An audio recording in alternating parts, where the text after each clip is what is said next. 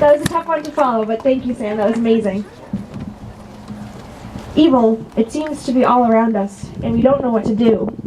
The places that used to be safe are no longer. Our movie theaters, clubs, cafes, and yes, even our churches and schools are no longer safe. So tell me, legislators, how do you respond when going out with your friends turns into the end? What can you say when the people in the cafe, they get led astray? What do you do when your sanctuary becomes a cemetery? When your classes are now filled with ashes? Although thoughts and prayers, they might help, I'm pretty damn sure they're not going to make a change. It's not enough, and we have had enough. I'm tired of being fearful of who's going to be busting into my church while my eyes are closed in prayer. I'm tired of having to fear going to the movies, even when I'm not seeing a horror film. But most of all, I'm tired of the fear that suffocates me while I'm sitting in class trying to focus on math. I'm tired of legislators saying that more guns will solve this gun problem.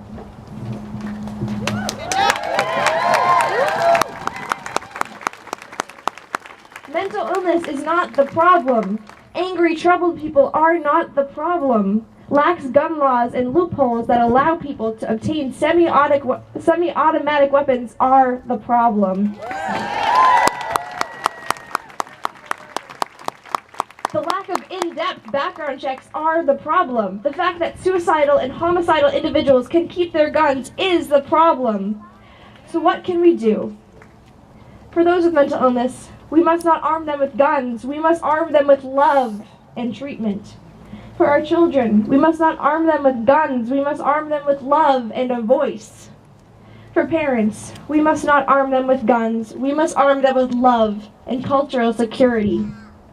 For our teachers, we must not arm them with guns. We must arm them with love and safety trainings like Alice, so their students aren't sitting ducks.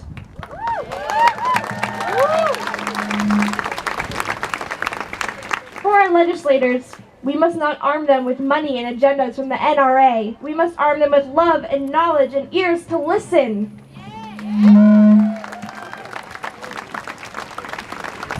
To listen to the children crying, the families weeping, the gunshots ringing, the buzz of Facebook arguments, of careless tweets, to all the talk, to the millions marching here today, to the students calling for a change. Legislators, listen to us. Next time you take in that filthy money, I want you to remember the 17 from Parkland, the 58 from Las Vegas, the 49 from Orlando, and the other thousands in the past decade.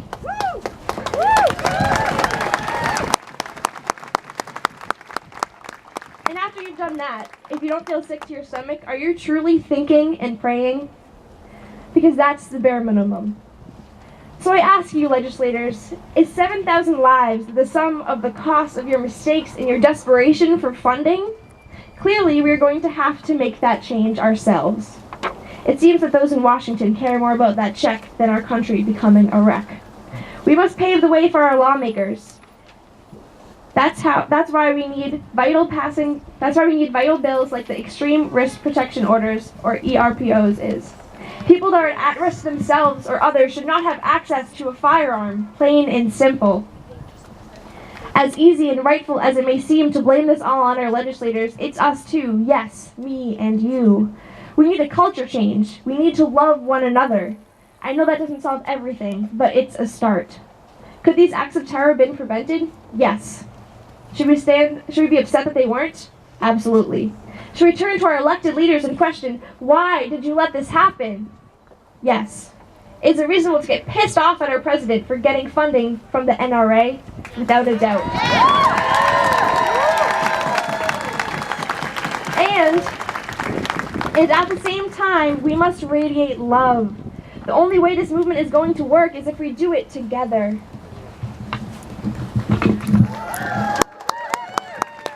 I'm almost done, I promise. This is not a Republican problem. This is not a Democratic problem. This is not a conservative problem. This is not a liberal problem. This is an American problem. Yeah!